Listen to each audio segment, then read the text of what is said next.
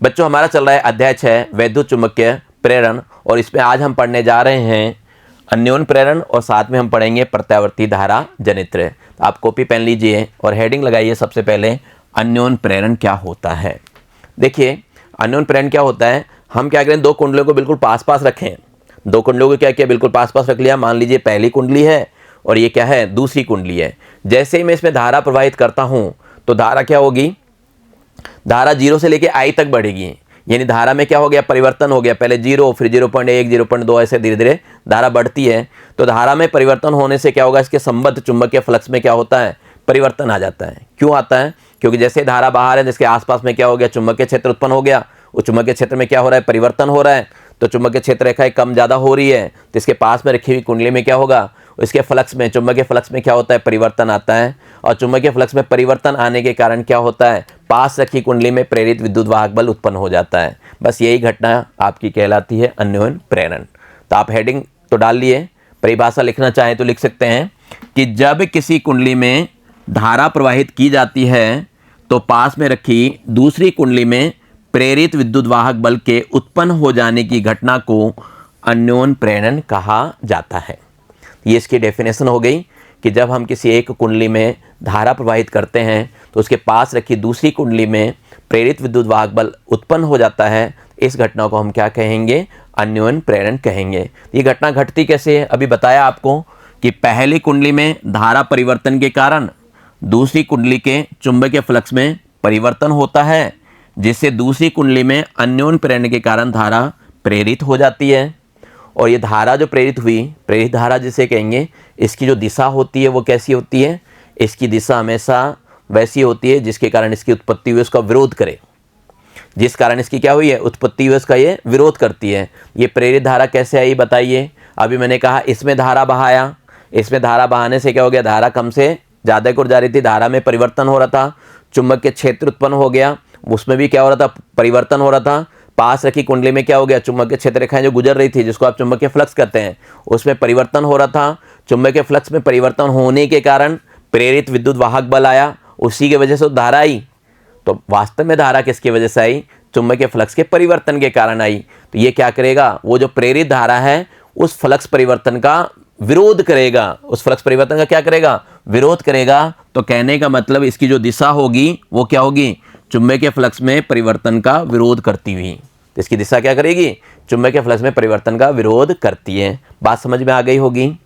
बात करें अन्योन प्रेरण का उपयोग कहाँ करते हैं, तो आप ट्रांसफार्मर में सबसे ज़्यादा इसका उपयोग किया जाता है। अन्योन प्रेरण क्या होता है, ट्रांसफार्मर में उपयोग होता है। ऐसे प्रेरण कुंडली अन्य कई उपकरण हैं जहां हम इसका उपयोग करते हैं। चलिए हम चर्चा करते हैं अन्योन प्रेरण गुणांक क्या होता है या कितना होता है। भाई किसमें कितना अन्योन प्रेरण है वो तो उसके गुणांक से ही पता चलेगा, है ना। अन्योन प्रेरण गुणांक, अन्योन प्रेरण के कारण दूसरी कुंडली से संबद्ध चुंबकीय फ्लक्स का मान पहली कुंडली में बहने वाली धारा के क्या होगी, समानुपाती होती है। भाई धारा जितना बहाओगे चुंबकीय क्षेत्र इसका उतना ही होगा, है ना। उसी के अकॉर्डिंग क्या होगा, चुंबकीय फ्लक्स में परिवर्तन होगा। तो सीधी सी बात है कि अगर हम धारा ज़्यादा बहाएंगे तो इसमें फ्लक्स में परिवर्तन भी ज़्यादा होगा और इसमें जो अन्योन प्रेरण होगा वो क्या होगा, अधिक होगा। सीधी सी बात है। तो यहाँ पे क्या हो गया, तो ये क्या बता दिया अपन ने कि अन्योन प्रेरण के कारण दूसरी कुंडली से संबद्ध चुंबकीय फ्लक्स का मान पहली कुंडली में बहने वाली धारा की क्या होती है, समानुपाती होती है। ठीक है, यानी आपका क्या हो गया, फाई जो है वो समानुपाती हो गया आई के। अगर कुंडली एन है, मान लो दूसरे वाले में क्या है, एन कुंडली है, कुंडलियों की संख्या, घेरों की संख्या कितनी है, एन है, तो एन टू फाई समानुपाती हो जाएगा पहले वाले की धारा के। पहले वाले कुंडली में मैंने धारा कितनी मान ली, I1 मान ली। समझ रहे बात को, क्लियर। अब देखो इसको समानुपाती का निशान हटाइए, तो समानुपाती का निशान हटाया तो ये हो गया N2 φ2 बराबर M21, समानुपाती नियतांक है, इंटू I1। ये M21 क्या है, तो ये है पहली कुंडली के सापेक्ष दूसरी कुंडली का अन्योन प्रेरकत्व, जिसे आप क्या कह रहे हैं, अन्योन प्रेरण गुणांक कह रहे हैं। चाहे तो इसका मान हम निकाल सकते हैं। यहाँ पे अन्योन प्रेरण गुणांक का मान निकालना चाहें तो यहाँ पे बच्चों ये आ जाएगा अपने पास M21 बराबर क्या आएगा बताइए, तो ये आ जाएगा N2 φ2 अपॉन I1। इस तरह भी निकाल सकते हैं। हालांकि मैंने इसको समीकरण नंबर 1 दे दिया, ठीक है। अब आप फैराडे के नियम से तो जानते हो, फैराडे का नियम याद होगा आपको। सबसे शुरू में हमने वहाँ से ही किया था। तो फैराडे के नियम से E बराबर होता है n d phi d t. तो दूसरे वाले में जो विद्युत वाहक बल उत्पन्न हुआ है उसको पता करना चाहें तो ये E2 बराबर क्या होगा, लेंज के नियम से माइनस लगा हुआ है, माइनस का N2 d phi two d t. इस N2 को अंदर ले जा सकते हैं, अवकलन तो कर रहे हैं, अंदर ये जा सकता है, ये तो अपने को पता है। आप क्या कहते हैं c d d x f x कर लें या फिर d d x c f x कर लें, एक ही बात है। कांस्टेंट को बाहर निकाला जाता है, अंदर ले जाया जा सकता है। यहाँ पे मैं इस कांस्टेंट को क्या किया, अंदर लेके चला गया। क्यों लेके चला गया, क्योंकि मेरे पास मान है, ये देखिए N2 φ2 का मान है, ये वैल्यू क्या करूँगा मैं वहाँ रख दूंगा। तो यहाँ पे N2 φ2 की वैल्यू मैंने क्या की, रख दी। N2 φ2 की वैल्यू कितनी है, तो अपने पास है M21 I1, M21 I1। तो ये अपन ने क्या किया, इसकी जगह रख दिया M21 I1। तो ये अपने पास आ गया विद्युत वाहक बल का मान आ गया। क्लियर, यहाँ तक कोई नई चीज़ अपन ने नहीं की, जो चीज़ें पढ़ रखी उसी को क्या कर रहे हैं, अप्लाई कर रहे हैं, है ना। तो आपको ये मान याद भी रखना चाहिए। E2 बराबर माइनस का M21 DI1 DT होता है, ठीक है। यहाँ से चाहें तो आप M21 का मान निकाल सकते हैं। यहाँ से अगर हम M21 का मान निकालेंगे तो क्या होगा, DI1 DT इसके नीचे आ जाएगा, ये आ गया देखिए, ठीक है। तो ये E बटा क्या हो गया, DI1 DT हो गया। क्लियर। अब देखो हमने क्या किया, DI1 DT को एक मान लिया, हमने क्या किया, एक मान लिया। I तो क्या होता है, एम्पियर होता है। मैंने यहाँ पे क्या किया, DI1 DT बराबर क्या कर लिया, एक मान लिया, और इसको 1 एम्पियर बटा सेकंड लिख सकता हूँ, चाहूँ तो डायरेक्ट यूँ A/S भी लिख सकता हूँ, कोई फर्क नहीं पड़ता, है ना। अपन ने इसको एक मान लिया। जब इसको आप एक मान लोगे तो ये एक हो गया, तो अपने पास M21 कितना हो जाएगा, तो यहाँ पे आप देखेंगे M21 क्या होगा, -E2 के बराबर हो जाएगा, ठीक है। यहाँ पे मैंने माइनस का चिन्ह हटा दिया, क्योंकि माइनस का चिन्ह क्या करता है, केवल दिशा को बताता है। वो क्या करता है, दिशा को बताता है। तो ऐसा करने से मुझे एक बात तो समझ में आ गई, एक परिभाषा और बना सकता हूँ, क्या कि पहली कुंडली में प्रति एकांक दर से धारा में परिवर्तन हो तो दूसरी कुंडली में उत्पन्न प्रेरित विद्युत वाहक बल अन्योन्य प्रेरण गुणांक कहलाता है। समझ गए क्या बात को। आप क्या कह रहे हैं, आप कह रहे हैं DI1 DT बराबर 1 I बटा T, धारा में परिवर्तन की दर कितनी होनी चाहिए। धारा किस में बहा रहे थे आप, पहली कुंडली में बहा रहे थे। धारा में परिवर्तन कहाँ कर रहे थे हम, पहली कुंडली में। तो क्या होना चाहिए, 1 होना चाहिए, यानी पहली कुंडली में प्रति एकांक दर से धारा में परिवर्तन होती है। तो जब परिवर्तन होती है, 1 होती है, तो M21 किसके बराबर आ जाता है, E2 के बराबर आ जाता है। E2 क्या है, दूसरी कुंडली में उत्पन्न प्रेरित विद्युत वाहक बल किसके बराबर होता है, तो इस गुणांक के बराबर आ जाता है। कौन सा गुणांक, अन्योन्य प्रेरण गुणांक के बराबर होता है। तो एक ऐसी परिभाषा अपन बना सकते हैं, लिख भी सकते हैं, ठीक है। चलिए बात करते हैं हम दो समाक्षीय परिनालिकाओं के मध्य अन्योन्य प्रेरकत्व। परिनालिकाएं आपको याद ही होगी, परिनालिका आप जानते हैं अच्छी तरह, है ना, कुछ इस तरह की आकृति होती है। हमने दो समाक्षीय ले लिया। समाक्षीय का मतलब क्या हो गया, दोनों का अक्ष सेम होना चाहिए, दोनों का अक्ष क्या होना चाहिए, समान होना चाहिए। तो हमने दोनों का अक्ष समान ले लिया। दो परिनालिका लिए है, दोनों की लंबाई L ले रखी है। एक में हमने क्या किया, N1 फेरे ले लिए, दूसरे में N2 फेरे ले लिए। फेरों की संख्या अलग अलग कर ली। पहले की त्रिज्या हमने मान ली R1, दूसरे की त्रिज्या क्या मान ली, R2 मान ली, ठीक है। तो ये चित्र बना भी सकते हैं आप, बना के दिखा दें। हमने क्या किया यहाँ पे कि माना दो समाक्षीय कुंडलियाँ हैं, पहली कुंडली में धारा प्रवाहित करने पर अन्योन्य प्रेरण के कारण दूसरी कुंडली में प्रेरित विद्युत वाहक बल उत्पन्न हो जाता है। कैसे हो जाता है, यहाँ पे क्या देख रहे हो आप, दोनों कुंडलियाँ क्या है आपके पास, पास पास रखी हुई है। तो पहली में अगर मैं धारा प्रवाहित करूंगा, पहली में धारा प्रवाहित करूंगा तो उसके कारण चुंबकीय क्षेत्र होगा, और वो चुंबकीय क्षेत्र के कारण क्या होगा, चुंबकीय फ्लक्स कम ज़्यादा होने लगेगा। भाई धारा क्या कर रहे हैं, 0 से I तक ले जा रहे हैं, तो धारा में परिवर्तन के कारण क्या होगा, यहाँ जो चुंबकीय क्षेत्र रेखाओं में परिवर्तन होगा, जिससे जो दूसरी कुंडली इसके पास में रखी हुई है उसमें फ्लक्स में क्या होगा, परिवर्तन होगा। फ्लक्स में परिवर्तन होने के कारण इसमें स्वतः ही क्या होगी, धारा आ जाएगी अपने आप ही, क्योंकि प्रेरित विद्युत वाहक बल आ चुका है ना। तो देखो कितनी धारा होगी, कितना मान होगा, वो गणना करके देखते हैं। तो हमने मान लिया S1 और S2 कुंडलियों में फेरों की संख्या क्रमशः कितनी है, N1 और N2 है, और इनमें जो धाराएं बह रही है वो कितनी है, I1 और I2 है, और लंबाई अपन ने कितनी मान रखी है, L मान रखी है, ठीक है। तो दूसरी कुंडली से संबद्ध चुंबकीय फ्लक्स का मान निकालना चाहें तो क्या निकलेगा, चुंबकीय फ्लक्स ये हो गया आपके पास N2 φ2, है ना। इधर क्या हो जाएगा, ये हो जाएगा आपके पास N2LBA। ठीक है, ये कितना हो जाएगा, N2LBA हो जाएगा। L क्या है, आपकी लंबाई है। अब देखो, आप ये अच्छी तरह जानते हो B जो होता है वो किसके बराबर होता है, परिनालिका में B क्या होता है, μ0 Ni के बराबर होता है। तो हमने ये रख दिया μ0 B का मान μ0 N1 और I1। क्लियर यहाँ तक?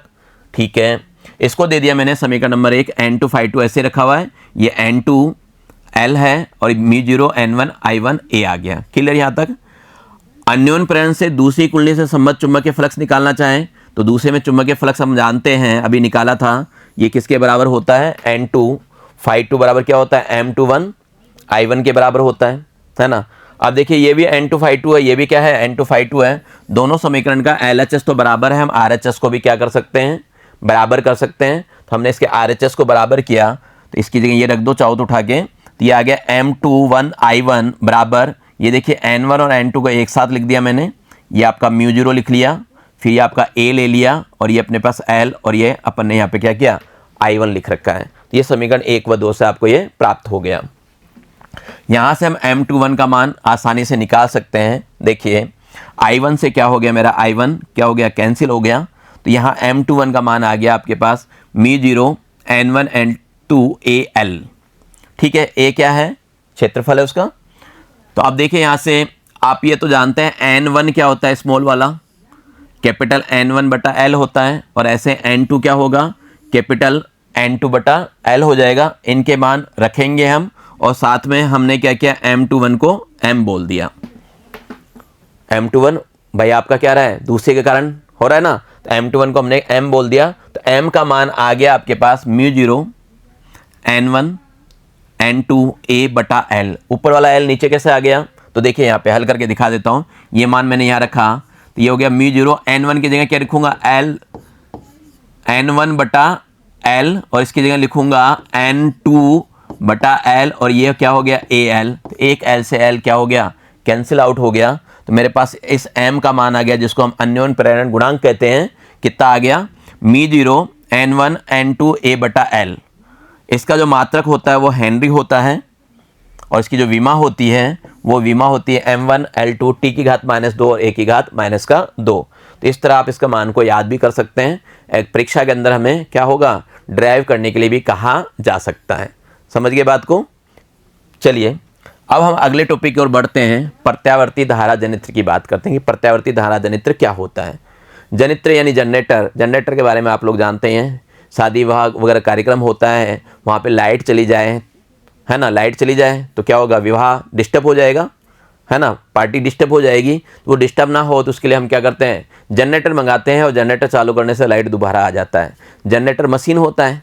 जनरेटर क्या होता है, मशीन होता है। मशीन का मतलब यांत्रिक, और यांत्रिक से लाइट आ रही है, यानी क्या प्राप्त हो रही है, विद्युत ऊर्जा प्राप्त हो रही है। तो कहने का मतलब यही है, ऐसा विद्युत चुम्बकीय उपकरण जो यांत्रिक ऊर्जा को विद्युत ऊर्जा में परिवर्तित करे, विद्युत जनित्र कहलाता है। यहाँ पे एक शब्द बोला है मैंने, चुंबकीय उपकरण। अभी जब मैं बनावट की बात करूंगा तो पता चलेगा वास्तव में वहाँ पे क्या है, उस जनित्र में चुंबक है, उस चुंबक के कारण ही क्या हो रहा है, यांत्रिक ऊर्जा से विद्युत ऊर्जा परिवर्तित हो रही है। देखिए, बात करें प्रत्यावर्ती धारा जनित्र की खोज या निर्माणकर्ता निकोला टेस्ला है। निकोला टेस्ला ने इनका क्या किया, निर्माण किया। सबसे पहले निकोला टेस्ला ने ही इसको बनाया था और बनाने की विधि बताई थी। अभी हम जनरेटर की बात करें तो अभी बहुत बड़े बड़े जनरेटर अपने को उपलब्ध हो चुके हैं। ठीक है, अच्छे अच्छे जनरेटर बनते जा रहे हैं। पहले बड़ा सारा जनरेटर था, आवाज़ ज़्यादा करता था, अब ऐसे जनरेटर भी आ गए जो कि आवाज़ बहुत ही कम करते हैं या ना के बराबर करते हैं। देखिए, जनरेटर को अगर अंदर से देखा जाए, इसकी बनावट देखी जाए तो इसकी बनावट कुछ इस तरह होती है। जनरेटर की जो बनावट होती है कुछ इस तरह होती है। यहाँ पे कहते हैं नॉर्थ और साउथ पोल होता है, किसका, चुंबक का। शक्तिशाली चुंबक के बीच में क्या करते हैं, एक आयताकार कुंडली को रखा जाता है। शक्तिशाली चुंबक के बीच में एक आयताकार कुंडली को रखा जाता है। ये आयताकार कुंडली के साथ क्या होता है, यहाँ पे सर्पी वलय लगे होते हैं और इनके साथ ब्रश लगा होता है, कार्बन का ब्रश होता है जिसमें ये घूम सकते हैं। इसी से किनारों पे हमें क्या होती है, प्रत्यावर्ती धारा प्राप्त होती है, वो मिल जाती है। इस चुंबक के क्षेत्र में ये आयताकार कुंडली क्या होता है, घूमता है ना, घूमता है। ये चुंबक के क्षेत्र है तो कभी तो क्या होता है, बिल्कुल इसके समांतर आ जाता है, कभी लंबवत आ जाता है, कोण बदलता रहता है, इसके हिसाब से ये चलता है। एक बार मैं आपको चलता हुआ दिखा देता हूँ कि जनित्र आपको चलता कैसा है, अंदर से किस तरह होता है। तो इस तरह होता है ये, यहाँ पे सॉफ्ट वगैरह लगे होते हैं, सर्पिलाकार होते हैं, सॉफ्ट लगाते हैं, ब्रश लगे होते हैं, और यहाँ पे ये चलता है जिसमें क्या होती है, धारा आती है। वो धारा क्या करते हैं अपन बाहर ले लेते हैं। तो देखिए इसको चलता हुआ भी देखना चाहें तो हम देख सकते हैं ये चलता कैसा है, तो इसको अपन आसानी से चलता हुआ भी देख सकते हैं। तो यहाँ पे एक तो नॉर्थ है और एक क्या है, साउथ है। इसमें कि आयताकार कुंडली है ना, बिल्कुल कैसी आयताकार कुंडली है, ABCD या PQR मान सकते हैं। इसके अंदर क्या होता है, चुंबकीय क्षेत्र रेखा होता है, इसमें आयताकार कुंडली क्या करती है, रोटेट होती रहती है। इसको रोटेट करके देखें तो हम देख सकते हैं इस तरह कुछ, इस तरह ये रोटेट होती है, ये चलती रहेगी आपके पास। ये देखिए इस तरह आपको ये चलती हुई कुंडली नजर आ रही होगी। तो यहाँ पे ये जो कुंडली चल रही है चुंबकीय क्षेत्र रेखाओं को काटते हुए जा रही है। तो अब ये काटते हुए जा रही है तो देखिए कभी तो यूँ पोजीशन ले रही है, कभी यूँ ले रही है, कभी यूँ ले रही है, कभी यूँ ले रही है, और चुंबकीय क्षेत्र रेखा कैसे यूँ जा रही है, तो यूँ ले रही है। तो चुंबकीय क्षेत्र रेखा है और कुंडली का क्षेत्रफल सदिश, क्षेत्रफल सदिश क्या होगा, जैसे ये कुंडली है, इस कुंडली को अगर हम यहाँ पे रोकना चाहें एक बार, यहाँ रोके तो ये हो गया अपने पास। ये तो क्या हो गया इसका, ये तो कुंडली हो गई है ना। इसका जो आयताकार कुंडली है इसका जो क्षेत्रफल सदिश होगा वो क्या होगा, इसके ऊपर परपेंडिकुलर होगा। और चुंबकीय क्षेत्र रेखा यूँ जा रही है और उसका सदिश क्या हो गया, यूँ आ गया। तो दोनों के बीच में कोण कितने का हो गया, 90 डिग्री का हो गया। ऐसे ही और आगे की पोजीशन में जाएं, जब ये बिल्कुल इस पोजीशन पे आ जाए, मान लीजिए इस पोजीशन में, अब देखिए अब क्या देख रहे हो आप, अब देख रहे हो कि ये चुंबकीय क्षेत्र रेखाएं तो यूँ है ना, और इसका जो आयताकार कुंडली है उसका जो आपका क्षेत्रफल सदिश है वो भी इधर ही हो गया। तो दोनों क्या हो गए, एक ही दिशा में आ गए। तो इस तरह क्या हो रहा है, दिशा लगातार बदलती जा रही है। दिशाओं के बदलने के कारण उनके बीच का एंगल भी क्या हो रहा है, बदल रहा है। उसी से हमें क्या होता है, ये यांत्रिक ऊर्जा हो गई, उससे यहाँ पे क्या होता है, धारा उत्पन्न होती है, और धारा क्या करते हैं, इन ब्रशों की सहायता से हम आगे तक ले लेते हैं। तो इस तरह अपना क्या होता है, कुंडली चलता है चुंबक के बीच में। तो ये अपने को ध्यान रखना है। चलिए अब इसके पार्ट्स के बारे में बात कर लें, बनावट के बारे में। किसी प्रत्यावर्ती धारा जनित्र में निम्न 4 भाग होते हैं। पहला होता है चुंबक, जैसा कि आपने चित्र में देखा अभी, यहाँ पे अपने पास क्या था, चुंबक था, नॉर्थ और साउथ। तो यहाँ पे चुंबक होता है, ये क्या करता है, एक समान चुंबकीय क्षेत्र उत्पन्न करता है। यहाँ पे कैसा होना चाहिए, एक समान चुंबकीय क्षेत्र उत्पन्न करते हैं। इस प्रकार के चुंबक रखे होते हैं। दूसरा होता है आर्मेचर। आर्मेचर यही होता है, यहाँ पे जो आयताकार कुंडली घूम रही थी, अभी आपने देखा था यहाँ पे आयताकार कुंडली घूम रही थी, इसी को हम क्या कहते हैं, आर्मेचर कहते हैं। यहाँ पे ये कुंडली घूमेगी, यहाँ पे जो कुंडली घूम रही थी इसको हम क्या कहते हैं, आर्मेचर कहते हैं। तांबे के तार, विद्युत तांबे के तार क्या होते हैं, इस पे लिपटे होते हैं। इस वजह से ये क्या करती है, घूर्णन करती है। फिर बात करें हम सर्पी वलय। सर्पी वलय तो जनित्र के आर्मेचर से 2 सर्पी वलय S1 और S2, जिसको हम S1 और S2 बोलेंगे, जुड़े होते हैं। ये आर्मेचर के साथ क्या करते हैं, घूर्णन भी करते हैं, खुद भी क्या करते हैं, घूर्णन करते हैं। यहाँ पे देखिए, यहाँ पे ये 2 सर्पी वलय होते हैं, ये घूमते रहते हैं। ये दिख रहा है आपको यहाँ पे, इसको यहाँ पे ये डिजाइन जो बनी हुई है, ये वाली डिजाइन जो बन रही है, इसी को हम क्या बोलते हैं, सर्पी वलय कहते हैं। 2 होते हैं और इसके साथ क्या होता है, एक ब्रश लगा होता है जिसे हम धात्विक ब्रश कहते हैं। ये धातु के बने ब्रश होते हैं, इस वजह से हम इसे क्या कहते हैं, धात्विक ब्रश कहते हैं। ये सर्पी वलय के संपर्क में रहते हैं और प्रत्यावर्ती वोल्टता प्राप्त करते हैं। यही क्या करते हैं, धारा को प्राप्त करते हैं। ठीक है, बात करें हम कि इसमें प्रेरित विद्युत वाहक बल कैसे उत्पन्न होता है या इसकी कार्यप्रणाली की बात करें तो देखिए, हमने मान लिया एक आयताकार कुंडली है ABCD, उसका नाम हमने क्या दे दिया, ABCD दे दिया, और एक समान चुंबकीय क्षेत्र ओमेगा में कोणीय वेग से क्या कर रहा है, घूर्णन कर रही है। हमने क्या मान लिया, एक आयताकार कुंडली है ABCD मान लिया। इस कुंडली को देखिए, इस वाले कुंडली को हमने इसको क्या मान लिया, ये कुंडली मान लो, ये A है, ये B, और ये हमने C और ये D, और एक समान यहाँ पे जो चुंबकीय क्षेत्र हैं वो सारे क्या हैं, एक समान चुंबकीय क्षेत्र हैं। यहाँ पे चुंबकीय क्षेत्र क्या है, एक समान है। और इस एक समान चुंबकीय क्षेत्र में ही देखिए, यहाँ पे एक समान चुंबकीय क्षेत्र B मान सकते हैं इसको अपन। इसके अंदर क्या हो रहा है, ये आर्मेचर, इसको क्या बोलते हैं हम, आर्मेचर। ये घूर्णन कर रहा है, इसके अंदर ये क्या कर रहा है, आर्मेचर क्या कर रहा है, घूम रहा है। ठीक है, इसी के अंदर क्या कर रहा है, ये आर्मेचर घूर्णन कर रहा है। साथ में क्या है, इस आर्मेचर के साथ यहाँ पे देखिए क्या जुड़े हुए हैं, सर्पी वलय जुड़े हुए हैं। और इस सर्पी वलय के संपर्क में कौन से हैं, धात्विक ब्रश हैं। और इसी से क्या होती है, प्रत्यावर्ती धारा प्राप्त हो जाती है हमें।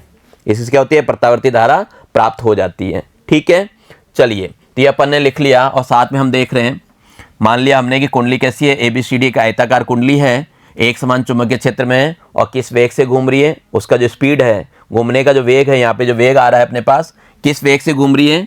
तो हमने इसको वेग को भी क्या किया, मान लिया कौन से वेग से, ओमेगा वेग से। भाई धीरे और कम ज़्यादा हो सकती है ना, भाई ये चाहे तो कहते हैं जल्दी जल्दी भी घूम सकता है और धीरे धीरे भी घूम सकता है, तो कम ज़्यादा भी हो सकता है। जैसे अपन को मान लो और जल्दी जल्दी घुमाना है तो इस तरह देखिए तेज़ी से घूमने लग गया, है ना, वेग। और चाहे तो हम क्या कर सकते हैं, इसको धीरे से भी घुमा सकते हैं। जैसे मान लो बिल्कुल धीरे धीरे घुमाए, अब देखिए बिल्कुल धीरे धीरे घूमने लग गया। तो घूमने पे भी फर्क पड़ेगा। क्यों पड़ेगा कि कितनी जल्दी इसके फ्लक्स चेंज हो रहे हैं, फ्लक्स में परिवर्तन कितनी जल्दी जल्दी हो रहा है उसका भी फर्क पड़ेगा। और धीरे घुमाना चाहें तो हम इसको क्या कर सकते हैं, और धीरे भी घुमा सकते हैं। चलिए देखते हैं इसको हम अलग अलग स्पीड में देखें, अच्छी तरफ दिखेगा अपने को। अगर हम अलग अलग स्पीड की बात करें, मैंने इसको स्पीड कर दी 2 गुना, तो ये देखिए तेज़ी से चलने लग गया। अब तेज़ी से चलने लग गया तो चुंबकीय फ्लक्स रेखाओं को क्या करेगा, तेज़ी से काटेगा। सीधी सी बात है, क्या करेगा, जितनी स्पीड से जाएगा उतनी स्पीड से क्या होगा, परिवर्तन होने लगेगा। अगर स्पीड को हम कम कर दें, स्पीड को क्या करें हम थोड़ा सा कम कर दें, देखिए ये स्पीड हो गई, तो यहाँ पे फ्लक्स कितनी देर तक रहेगा, परिवर्तन का टाइम तो लगेगा ना। तो कुल मिला के ये कहना चाहता हूँ मैं कि इसके कहते हैं स्पीड पे फर्क पड़ेगा, स्पीड पे क्या होगा, फर्क पड़ेगा। तो हमने मान लिया कि इसकी स्पीड है किसी एक जगह, मान लो इस वाले की मान लें या कॉमन, इसमें इस वक्त मैं मान लेता हूँ कौन से वेग से घूम रहा है, ये ओमेगा कोणीय वेग से ये घूर्णन कर रहा है, हमने ये मान लिया। ठीक है, ये बात समझ में आ गई, ओमेगा कोणीय वेग से क्या करता है, घूर्णित हो रहा है। ठीक है, कुंडली के सदिश क्षेत्रफल एवं चुंबकीय क्षेत्र की बात करें, कुंडली के सदिश क्षेत्रफल और चुंबकीय क्षेत्र के मध्य का कोण क्या होगा, लगातार बदलता रहता है। ये आपको दिख ही गया होगा, जब वो घूम रहा है कुंडली क्या हो रही है, घूम रही है, तो चुंबकीय क्षेत्र में और सदिश क्षेत्रफल में क्या होगा, बार बार क्या होगा, परिवर्तन आएगा। कैसे आएगा, देखिए यहाँ पे हम बात करें, इसको वापस से चलाएं एक बार, तो देखो परिवर्तन कैसे आता है, इस चीज़ को समझना आप। थोड़ा मैं क्या करता हूँ, इसकी स्पीड को कम कर देता हूँ। देखिए अभी क्या हुआ, इस तरह है, फिर इस तरह है, फिर इस तरह, बार बार क्या हो रहा है, सदिश क्षेत्रफल क्या हो रहा है, इस आयताकार कुंडली के लंबवत है। तो कभी तो क्या है रहा है, कभी तो देखिए यूँ है, अभी तो यूँ है, फिर यूँ हो रहा है, फिर यूँ हो रहा है, फिर यूँ हो रहा है, फिर यूँ हो रहा है, इस तरह घूमता जा रहा है। तो इसके में एंगल में क्या हो रहा है, परिवर्तन लगातार आता जाता है। ठीक है, ये बात आपके समझ में आ गई, 2-3 बातें समझ में आ गई होगी। हमने क्या कर रखा है, एक आयताकार कुंडली ले रखा है, ABCD नाम दे रखा है। हमने ये भी माना है कि चुंबकीय क्षेत्र कैसा चुंबकीय क्षेत्र है, समान चुंबकीय क्षेत्र है, ओमेगा कोणीय वेग से घूम रहा है। और जब ऐसा हो रहा है तो कुंडली का जो क्षेत्रफल सदिश है, कुंडली का क्षेत्रफल सदिश जिसे ए वेक्टर बोलते हैं आप, है ना, जिसको अपन क्या बोलते हैं, ए वेक्टर बोलते हैं, और चुंबकीय क्षेत्र बी, इनके बीच का जो एंगल है थीटा, वो हमेशा क्या हो रहा है, परिवर्तित हो रहा है। यानी कोस थीटा का मान भी हमेशा क्या होगा, बदलेगा, है ना। ऐसा होने से क्या हो रहा है, संबद्ध चुंबकीय फ्लक्स में भी परिवर्तन होता है, उसमें भी क्या होता है, परिवर्तन होता है। किसके अंदर, आयताकार कुंडली के अंदर। और आयताकार कुंडली के अंदर क्या हो रहा है, फ्लक्स में परिवर्तन हो रहा है। तो सीधी सी बात है, कुंडली में क्या होगा, प्रेरित विद्युत वाहक बल उत्पन्न हो जाएगा, है ना। प्रेरित क्या होगा, विद्युत वाहक बल आ जाता है, यानी एक विद्युत वाहक बल प्रेरित हो जाता है। मान लिया मैंने टी समय में, कितने समय में, मैंने माना टी समय में कुंडली चुंबकीय क्षेत्र में थीटा कोण पे घूमती है। कुंडली कितने कोण पे है, थीटा कोण पे है। अब अपन ये जानते हैं कोणीय वेग ओमेगा क्या होता है, थीटा अपॉन टी होता है। और यहाँ से अगर मैं थीटा का मान निकालूं तो ये क्या हो गया, ओमेगा टी हो गया। मैंने ये भी मान लिया कि कुंडली में जो फेरों की संख्या है वो क्या है, कैपिटल एन है।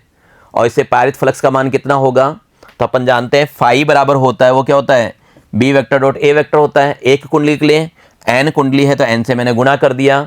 बी डॉट ए को खोलेंगे, ये तो याद ही होगा आपको, ए वेक्टर डॉट बी वेक्टर क्या होता है, अपन जानते हैं ये क्या होता है, ए बी कोस थीटा होता है। तो यहाँ पे मेरे पास लिखा हुआ है b vector dot a vector, तो इसको खोलूंगा तो क्या होगा, ये होगा बी ए कोस थीटा। ये क्या हो जाएगा, B A cos theta. Theta का मैं मान रख दूंगा, थीटा का मान मैंने निकाल रखा है कितना, ओमेगा टी। तो ये अपन ने यहाँ पे क्या किया, ओमेगा टी रख दिया। देखिए यहाँ पे यही काम किया है मैंने, एन है ये अपने पास, ये एन, ये बी ए कोस थीटा, और थीटा का मान रख दिया ओमेगा टी। तो ये मेरे पास चुंबकीय फ्लक्स का मान आ गया N B A cos omega T. इसको दे दो समीकरण नंबर कितना, इसको हमने दे दिया समीकरण नंबर 1। क्लियर, 1 नंबर का समीकरण। फैराडे के द्वितीय नियम से हम फैराडे का दूसरा नियम जानते हैं, प्रेरित विद्युत वाहक ई बराबर होता है माइनस का डी फाई बटे डी टी। माइनस का चिन्ह कहाँ से लिया हुआ है, लेंज के नियम से। अब मैं क्या करूँ, यहाँ पे डी फाई का मान, अपने पास जो फाई है, फाई का मान यहाँ से उठा के रख देता हूँ। भाई डी फाई डी टी लिखा हुआ है ना, फाई का मान यहाँ से हमने रख दिया, तो फाई का मान हमने रखा, तो ये आपके पास ई बराबर आ जाएगा माइनस का D D T N B A cos omega T. यहाँ पे देखो कांस्टेंट क्या है, यहाँ हम देख रहे हैं एन कांस्टेंट है, बी कांस्टेंट है, और ए बी क्या है, कांस्टेंट है। cos ओमेगा टी कांस्टेंट नहीं है क्योंकि नीचे t है, t के सापेक्ष आपको क्या करना है, अवकलन करना है, तो ये कांस्टेंट नहीं है। तो ये n बाहर आ जाएगा, b बाहर आ जाएगा और a बाहर आ जाएगा, तो ये बाहर निकाल लिया और ये आ गया d dt cos omega T. ठीक है, अब हमें d dt cos omega T का मान ज्ञात करना है और ये होता है ओमेगा साइन ओमेगा टी। क्या होता है, ओमेगा साइन ओमेगा टी। कैसे होता है चलिए ये भी बता देता हूँ। तो अपने पास था d dt cos omega T. अब देखिए अपन अच्छी तरह जानते हैं कोस का जो अवकलन होता है वो माइनस साइन होता है। तो यहाँ पे इसका जो अवकलन करेंगे तो ये होगा आपके पास माइनस का साइन और ओमेगा टी हो जाएगा। यहाँ पे ओमेगा लग रहा है साथ में, है ना, तो इसको हम क्या करेंगे, ओमेगा से गुणा भी करेंगे। तो ये अपने पास आएगा माइनस का ओमेगा साइन ओमेगा टी। ठीक है, क्या आ जाएगा, माइनस का ओमेगा साइन ओमेगा टी। तो इसका मान जो आया अपने पास किसका, इसका मान क्या आया, तो देखिए यहाँ पे या यहाँ लिख देता हूँ मैं, ई बराबर आया माइनस तो एन बी ए है, एन बी ए, और इसका अवकलन करने के बाद आपने देखा मान आया माइनस का ओमेगा साइन ओमेगा टी, यही आया। अब देखिए यहाँ पे ये भी माइनस है, ये भी माइनस है, तो माइनस माइनस क्या होगा, प्लस हो जाएगा। तो ई बराबर आ गया अपने पास बच्चों एन बी ए ओमेगा साइन ओमेगा टी। यही चीज आपका लिखा हुआ है, ई बराबर एन बी ए साइन ओमेगा टी। यहाँ पे अपने पास क्या है, ये लिखा हुआ है। अब देखिए थोड़ा सा अपन इसको दें, ई बराबर है मेरे पास एन बी ए साइन ओमेगा टी। मैं क्या करता हूँ, इसको ओमेगा और है इसके साथ, है ना, अपने साथ क्या है इसके साथ ओमेगा और है, ये ओमेगा लगा लिया, एन बी ए ओमेगा साइन ओमेगा टी। अपन ने इसको क्या किया, ई नोट ले लिया, ई नोट का मतलब हो गया एन बी ए ओमेगा। अगर दोनों को कंपेयर करें, ये ओमेगा है, डब्लू मत मानना, दोनों को कंपेयर करें तो मैंने क्या कर रखा है, साइन ओमेगा टी का मान क्या ले रखा है, 1 ले रखा है। यहाँ पे कंपेयर कर रहे हो तो क्या कर रहे हो, साइन ओमेगा टी का मान 1 ले रखा है। साइन का क्या है, ये मान मैक्सिमम वैल्यू है, ये क्या है, मैक्सिमम वैल्यू है। तो यहाँ पे ई का मान जब मैक्सिमम होता है तो वो क्या होता है, ई नोट के बराबर होता है। यानी मैं ये कह सकता हूँ ई मैक्सिमम किसके बराबर हो गया, तो ई मैक्सिमम हो गया आपका एन बी ए ओमेगा के बराबर। और ई मैक्सिमम एन बी ए ओमेगा को अपन क्या कह रहे हैं, ई नोट कह रहे हैं। अपन इसको क्या कह रहे हैं, ई नोट कह रहे हैं। तो यही चीज़ मैंने यहाँ भी लिखा है, ई बराबर क्या लिखा अपन ने, ई नोट साइन ओमेगा टी। ई नोट का मतलब क्या है, एन बी ए ओमेगा, और इसको क्या बोलेंगे हम, प्रेरित धारा का अधिकतम मान। भाई अधिकतम मान ही प्राप्त हुआ तो ये क्या कहलाएगा, प्रेरित धारा का अधिकतम मान कहलाएगा। क्लियर। अब अपन ये मान लेते हैं कुंडली का प्रतिरोध कितना है, आर है। हमने क्या किया, कुंडली का प्रतिरोध आर मान लिया। तो यहाँ पे आई क्या होगा, आई वैसे वी अपॉन आर होता है, तो यहाँ पे आई क्या हो जाएगा, ई अपॉन आर होगा। आई क्या हो गया, ई अपॉन आर हो गया। ई का मान रखें, तो जब ई का मान रखते हैं तो अपने पास ये है ई जीरो साइन ओमेगा टी, और अपॉन में कितना है, आर है। अपॉन में कितना है, आर है। तो अब देखना, इस बात को समझना आप कि अपन ने क्या किया, आई बराबर आपने ये बताया ई अपॉन आर, ठीक है। और फिर आपने जब आई का मान रखा तो ये आई में हमने क्या किया, ई का मान रखा, तो ई का मान था अपने पास E zero sine omega T upon R. अपन इसको यूं लिख सकते हैं, क्या देखना आप, ई जीरो बटे में आर और साइन ओमेगा टी लिख सकते हैं। ई जीरो बटा आर भी क्या होगा, धारा ही तो है, तो ये आई बराबर क्या हो गया, इसको आई जीरो कह सकते हैं। तो ये आई बराबर क्या हो गया, आई जीरो साइन ओमेगा टी हो गया। ठीक है, आई जीरो का मतलब क्या है, यहाँ पे आई जीरो का मतलब ये आ गया अपने पास ई जीरो बटे में आर, यानी धारा कब, जब अधिकतम प्रेरित विद्युत वाहक बल प्राप्त हुआ, ये आई जीरो आ गया। तो अपन ये लिख सकते हैं आई बराबर आई जीरो साइन ओमेगा टी। तो आई जीरो क्या है, प्रेरित धारा का क्या है, अधिकतम मान है। बताया मैंने, आई जीरो क्या था आपका, ये था ई जीरो बटे आर। ई जीरो का मान रख सकते हो एन ए बी ओमेगा बटे में आर होगा। ठीक है, यहां पर कुंडली में प्रेरित विद्युत वाहक बल को प्रत्यावर्ती वोल्टता और प्रेरित धारा को प्रत्यावर्ती धारा कहते हैं। ठीक है, ये इनका नाम है। जो प्रेरित विद्युत वाहक बल है उसको हम प्रत्यावर्ती वोल्टता कहते हैं, और प्रेरित धारा को क्या कहते हैं, प्रत्यावर्ती धारा कहते हैं। और ये जो मैंने आपको बताया ये क्या था, प्रत्यावर्ती धारा जनित्र का सिद्धांत था।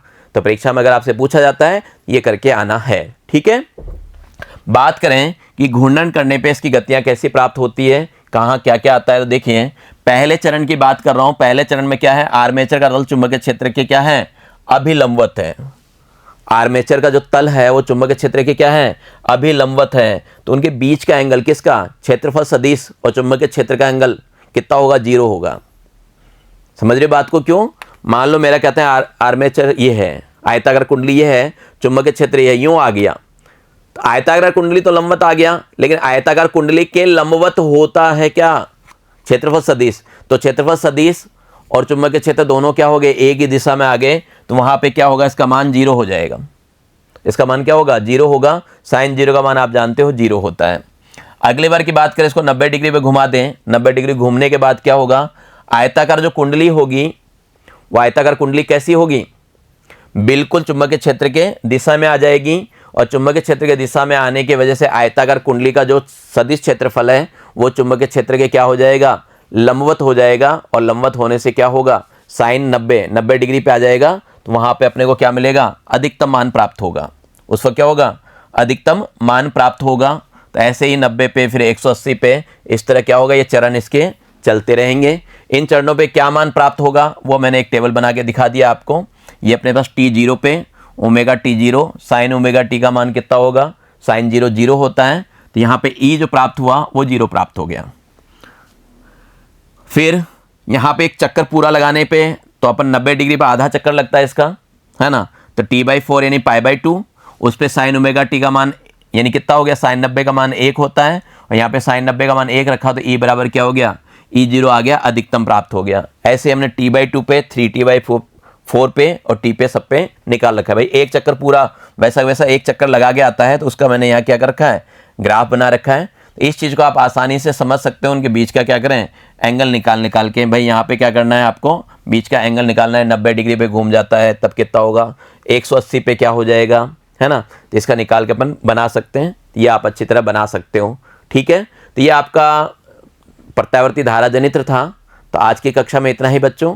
हालांकि चैप्टर आपका क्या हो गया, कंप्लीट हो चुका है, लेकिन हम इसके बाद क्या करेंगे, जो हमने पढ़ लिया पूरे चैप्टर में उसका सारांश देखेंगे और वो देखेंगे आपसे अगली कक्षा में। तब तक के लिए धन्यवाद, नमस्कार, आपका दिन मंगल में रहे।